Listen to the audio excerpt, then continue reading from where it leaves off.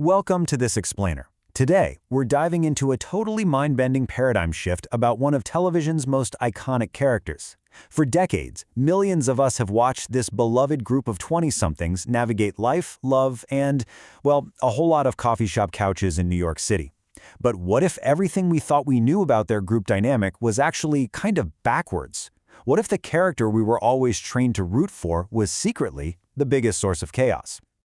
Right, I know. At first glance, that sounds literally impossible. Rachel Green? The villain? We're talking about Rachel. She's famously stylish, she gave the world a haircut that basically everyone tried to copy in the 90s, and she's easily one of the most adored characters in television history. We all loved watching the runaway bride find her footing in the big city and transform from a spoiled rich kid into a genuinely independent woman. But if you look closely at the source material and rewatch the show with a fresh perspective, a pretty startling pattern of behavior starts to emerge. See, unlike a typical sitcom villain, the malicious, super obvious antagonist who's actively trying to ruin the hero's day, Rachel is entirely different. She has this incredibly subtle habit of sabotaging relationships and just expecting the world to revolve around her feelings.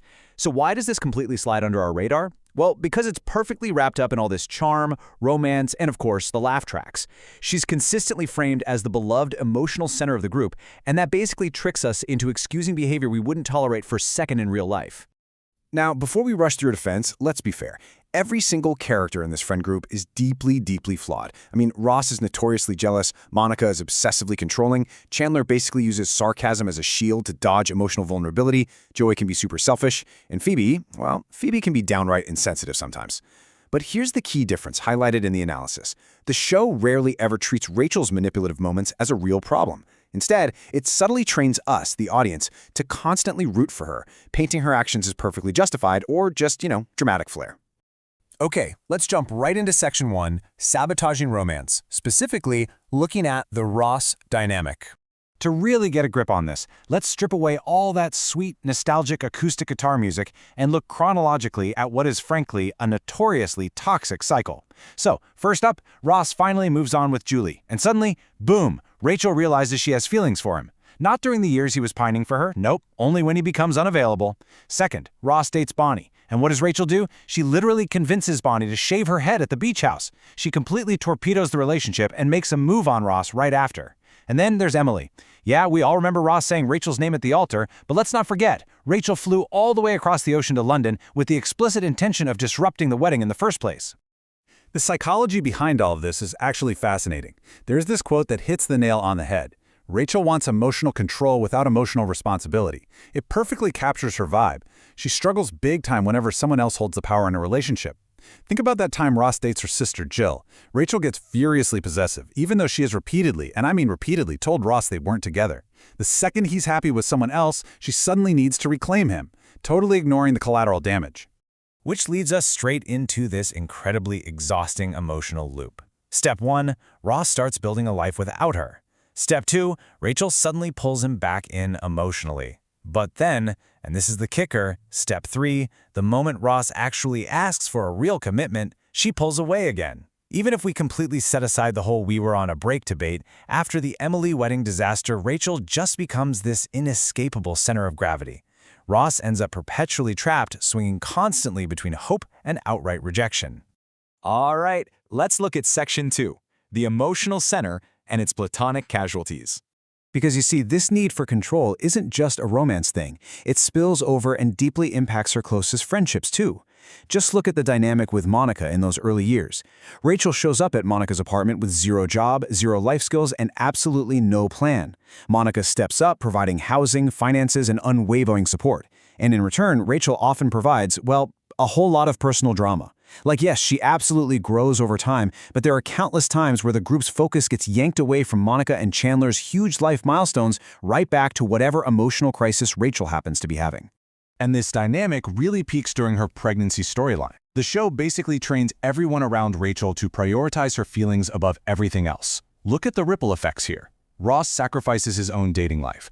Joey gets emotionally trapped in these super painful, awkward situations because he's secretly in love with her, and Ross's girlfriend Mona, she suffers immensely because Ross is just tethered to Rachel's needs. It's like chaos just follows wherever her emotions lead, and everyone else is forced to redraw their boundaries to accommodate her. Moving on to Section 3, toxic or just human. Now, it's really crucial to point out here that Rachel isn't intentionally trying to hurt her friends. She's not some evil mastermind plotting their downfall.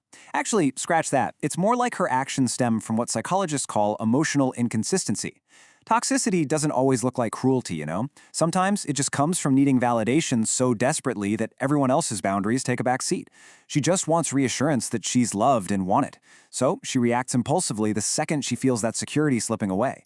And honestly, that highly realistic, everyday kind of toxicity is way more authentic and believable than a cartoon villain.